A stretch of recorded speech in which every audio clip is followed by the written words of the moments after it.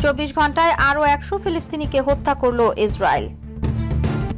ইসরায়েলের বিরুদ্ধে অস্ত্র নিষেধাজ্ঞা অব্যাহত রাখবে স্পেন। যুদ্ধে দেশের অধিকাংশ বেসামরিক বিমানবন্দর ক্ষতিগ্রস্ত হয়েছে, দাবি ইউক্রেনের। বাংলাদেশিদের ভিসা না দিয়ে বিপাকে ভারত। বিদ্রোহীরা প্রবেশের পর আলেপ্পো থেকে সরে গেল সিরিয়ার সেনারা। এবং মিজোরামের মুখ্যমন্ত্রীর মুখে বৃহত্তর খ্রিস্টান রাষ্ট্রতত্ত্ব, মণিপুরের উদ্বেগ। ইউক্রেন ন্যাটোর ছাতার নিচে এলে যুদ্ধ শেষ হতে পারে বললেন জেলেনস্কি। বিস্তারিত খবর পড়ছি, আমি আইরিন ইসলাম। 24 ঘন্টায় আরও 100 ফিলিস্তিনিকে হত্যা করল ইসরায়েল।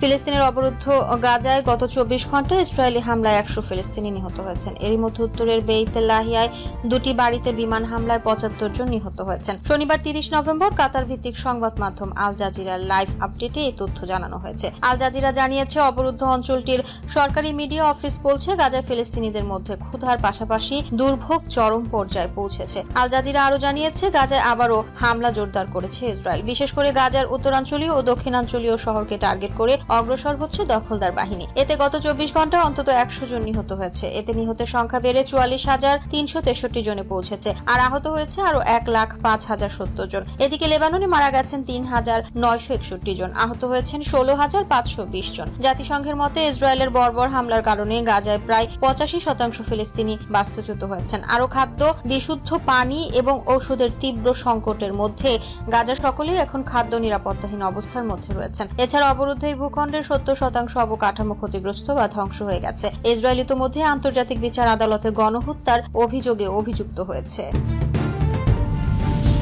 ইসরায়েলের বিরুদ্ধে অস্ত্র নিষেধাজ্ঞা অব্যাহত রাখবে স্পেন। মার্কিন মদদে গাজ্জা গণহত্যা চালিয়ে যাওয়া ইহুদিবাদী সন্ত্রাসীদের অবৈধ রাষ্ট্র ইসরায়েলের বিরুদ্ধে অস্ত্র নিষেধাজ্ঞা অব্যাহত রাখার দৃঢ়তা ব্যক্ত করল স্পেন। শুক্রবার 29 নভেম্বর এক বিবৃতিতে একথা জানান দেশটির পররাষ্ট্রমন্ত্রী জোস ম্যানুয়েল আলভারেস। তিনি বেশ জোর দিয়ে বলেন, স্পেন ইসরায়েলকে অস্ত্র বিক্রি করে না, কারণ মধ্যপ্রাচ্যে অস্ত্রের দরকার নেই, দরকার শান্তির। অক্টোবর 2023 থেকে ইসরায়েলে অস্ত্র রপ্তানির লাইসেন্স নবায়ন করা হয়নি এবং নিশ্চিতভাবে এটিকে অব্যাহত রাখা হবে। তিনি আরো বলেন, স্পেন ইসরায়েলকে অস্ত্র বিক্রি তো করছেই না, সাথে ইসরায়েলগামী অস্ত্রবাহী জাহাজও নিজেদের সীমানায় ভিড়তে দেয় না। লেবানন ইস্যুতে তিনি বলেন, অবশ্যই লেবাননের সেনাবাহিনীকে সমর্থন করতে হবে, কেননা এটি দেশটির অভ্যন্তরীণ স্থিতিশীলতার স্তম্ভ। এছাড়া রেজুলেশন 1701 এর পূর্ণ বাস্তবায়ন করতে হবে। সংবাদ মাধ্যমের তথ্য মতে 2023 অক্টোবরের শেষ দিকে ইসরায়েল থেকে পুলিশের জন্য অস্ত্র ক্রয় বাতিল করে স্পেন। গাজা গণহত্যা শুরুর পর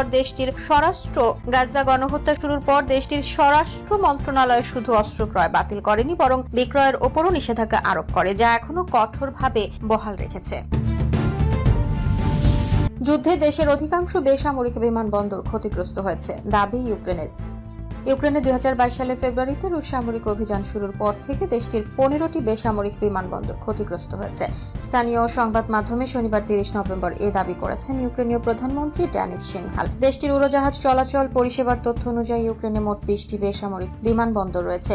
যুদ্ধ শুরুর পর থেকে দেশটির আকাশসীমা সম্পূর্ণভাবে বন্ধ রয়েছে, তবে আকাশসীমা আংশিকভাবে ব্যবহারের উপায় হচ্ছে কিয়েভ। বর্তমানে ইউক্রেনীয়দের বিদেশে যেতে হলে সড়ক বা রেলপথে পার্শ্ববর্তী দেশে গিয়ে ফ্লাইট ধরতে হয়। দেশের পূর্বাঞ্চল বাসিন্দাদের জন্য ফ্লাইট ধরতে যেতেই একদিন ব্যয় হয়ে যায়। এক সম্মেলনে ইউক্রেনীয় প্রধানমন্ত্রী বলেছেন, সম্ভাব্য ঝুঁকি নিয়ে একটি মূল্যায়ন সম্পন্ন করা হয়েছে। আকাশসীমা আংশিকভাবে চালুর জন্য বিমান প্রতিরক্ষা বাহিনীর অংশগ্রহণের জায়গাগুলো চিহ্নিত করেছে। তিনি আরো বলেছেন, নিরাপত্তা পরিস্থিতি ও সামরিক অবস্থায় এই সিদ্ধান্ত নেওয়ার প্রধান কারণ। তিনি জানান, গত 3 মাসে ইউক্রেনের বন্দর অবকাঠামোতে প্রায় 60টি হামলা চালিয়েছে রাশিয়া। ফলে প্রায় 300টি অবকাঠামো ও 22টি বেসামরিক বাহন ক্ষতিগ্রস্ত বা ধ্বংস হয়েছে। চলতি মাসের শুরুর দিকে বিমা মধ্যস্থতাকারী প্রতিষ্ঠান মার্শ ম্যাকলেনানের একজন সিনিয়র অংশীদার রয়টার্সকে জানিয়েছে, নিরাপত্তা সংস্থার অনুমোদন পেলেও রাজনীতিবিদরা সিদ্ধান্ত নিলে 2025 সালে পশ্চিমাঞ্চলীয় শহর লাভিভের বিমানবন্দর পুনরায় চালু হতে পারে। মিজোরামের মুখ্যমন্ত্রীর মুখে বৃহত্তর খ্রিস্টান রাষ্ট্রতত্ত্ব, মণিপুরের উদ্বেগ। কুকি ও মেইতেই নৃগোষ্ঠীর মধ্যে 18 মাস ধরে চলমান সহিংসতার জন্য বিজেপির মুখ্যমন্ত্রী এন বীরেন সিং সরকারের কড়া সমালোচনা করে মণিপুরের রাষ্ট্রপতি শাসনের দাবি জানিয়েছেন প্রতিবেশী মিজোরামের মুখ্যমন্ত্রী লালতুহমা। দ্য হিন্দুস্তান টাইমসকে দেওয়া এক সাক্ষাৎকারে লালতুহমা বলেন, আমি দুঃখিত, তবে বলতেই হয় বীরেন সিং মণিপুর রাজ্যের দায়িত্ব নিতে ব্যর্থ। মণিপুরের জনগণ ও বিজেপির নেতৃত্ব দিতেও তিনি ব্যর্থ। মণিপুরে অতি দ্রুত রাষ্ট্রপতি শাসন জারি করা উচিত। ভারত মিয়ানমার সীমান্তে বেড়া দেওয়ার বিরোধিতা করে লালতুহমা বলেন, স্থায়ী শান্তির জন্য মণিপুরে মণিপুরের সব মিলিশিয়া বাহিনীকে অস্ত্রহীন করা উচিত। লালদু হোমার বক্তব্যের তীব্র সমালোচনা করে মণিপুর সরকার পাল্টা বিবৃতি দিয়েছে। মিজোরামের মুখ্যমন্ত্রী লালদু হোমা কুকি, চীন ও জো নেগ্রোস্টিকে নিয়ে বৃহত্তর খ্রিস্টান রাষ্ট্র গঠনের যে তত্ত্ব দিয়েছেন তা নিয়ে বিবৃতিতে উদ্বেগ প্রকাশ করেছে মণিপুর সরকার। কিছুদিন আগে যুক্তরাষ্ট্রে একটি বিতর্কিত ভাষণ দিয়েছিলেন লালদু হোমা। সেখানে তিনি বাংলাদেশ, মিয়ানমার ও ভারতের কিছু এলাকা নিয়ে একটি খ্রিস্টান রাষ্ট্র গঠনের আহ্বান জানান। তবে এই বক্তব্যের পর মণিপুর ও মিজোরামের মধ্যে দীর্ঘস্থায়ী জাতিগত ও রাজনৈতিক বিতর্ক নতুন করে উত্তপ্ত হয়েছে। আবার এমন সময়ই হিন্দুস্তান টাইমসে দেওয়া এক লালদু হোমার সাক্ষাৎকার গ্রেটার মিজোরাম ধারণা নিয়ে বহুল আলোচিত বিতর্ককে আবারও সামনে নিয়ে এসেছে। এটি পার্শ্ববর্তী রাজ্যগুলোর ভূখণ্ড ও জনসংখ্যাগত ভারসাম্য নিয়ে উদ্বেগ সৃষ্টি করেছে।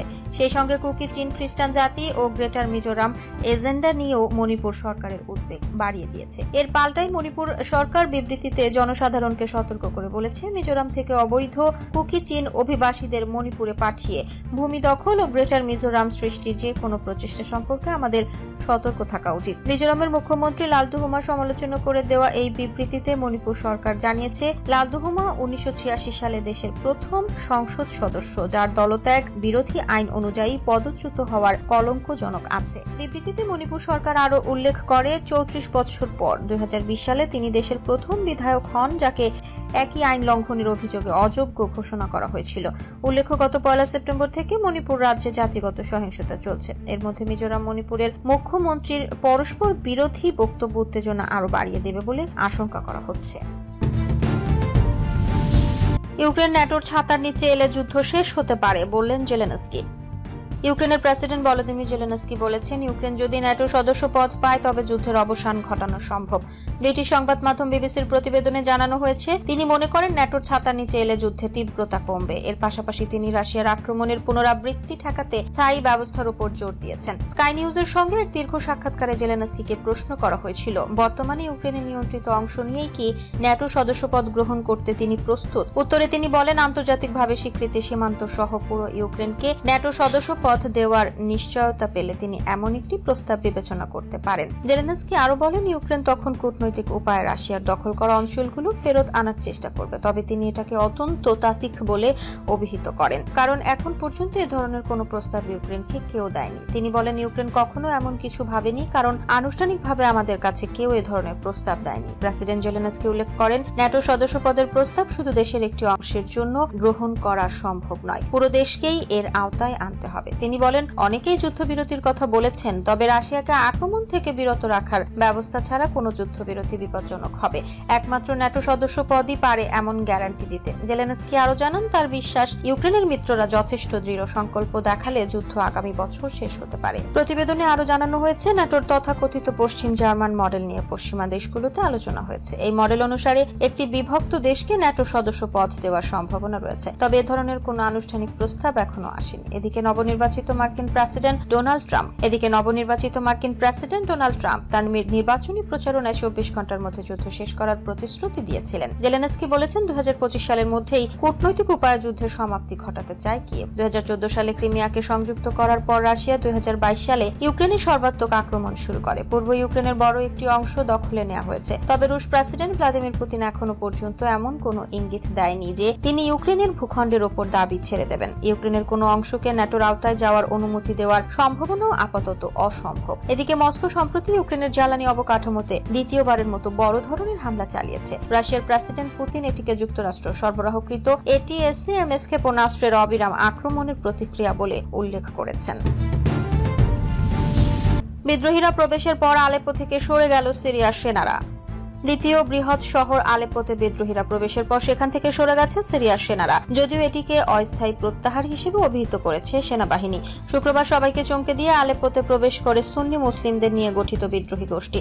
সিরিয়া সেনাবাহিনী জানিয়েছে, বিদ্রোহীদের সঙ্গে তীব্র লড়াইয়ে তাদের কয়েক ডজন সেনা নিহত ও আহত হয়েছে। বিদ্রোহীরা আলেপ্পোতে প্রবেশের পর তাদের বিভিন্ন অবকাঠামো লক্ষ্য করে বিমান হামলা চালিয়েছে রাশিয়ার বিমান বাহিনী।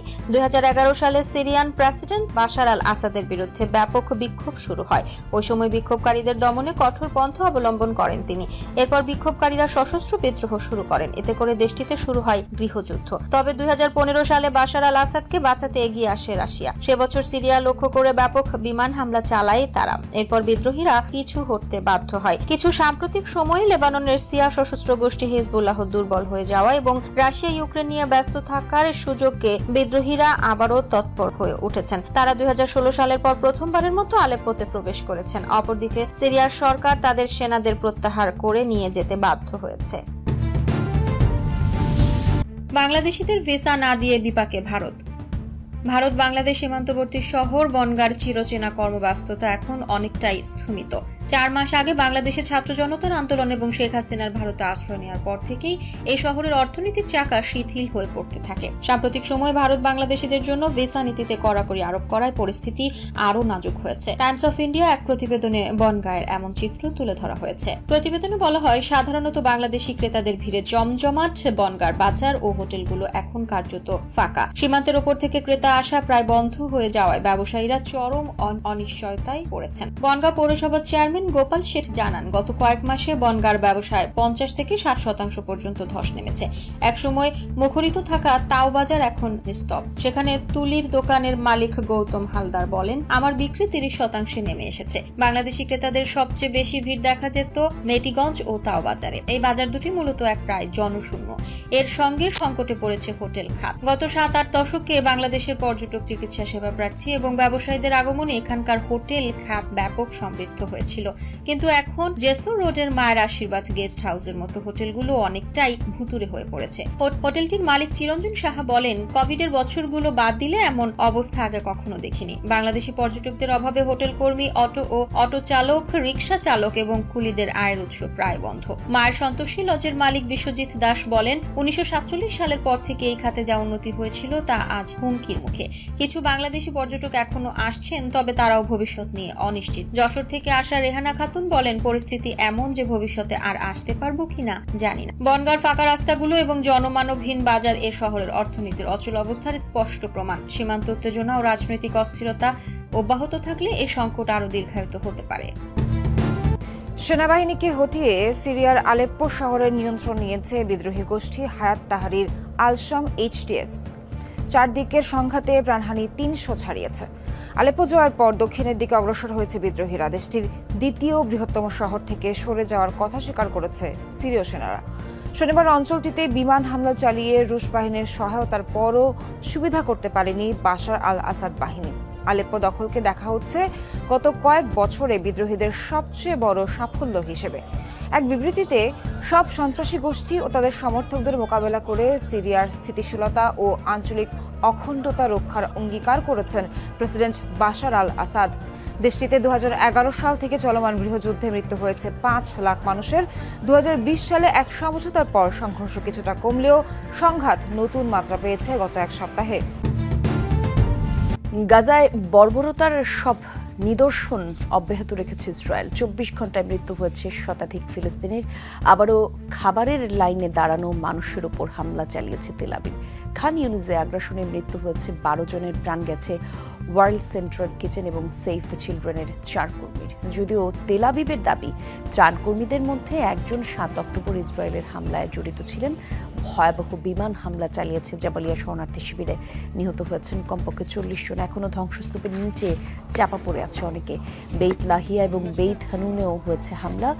গাজা সিটিতে বাস্তুচ্যুতদের আশ্রয়স্থল হিসেবে ব্যবহৃত 6তলা ভবনে বোমা বর্ষণ করেছে ইসরায়েলি বাহিনী। হয়েছে হতাহতের ঘটনা। গাজায় চলমান ইসরায়েলি আগ্রাসনে প্রাণহানি চালিয়েছে 44,200।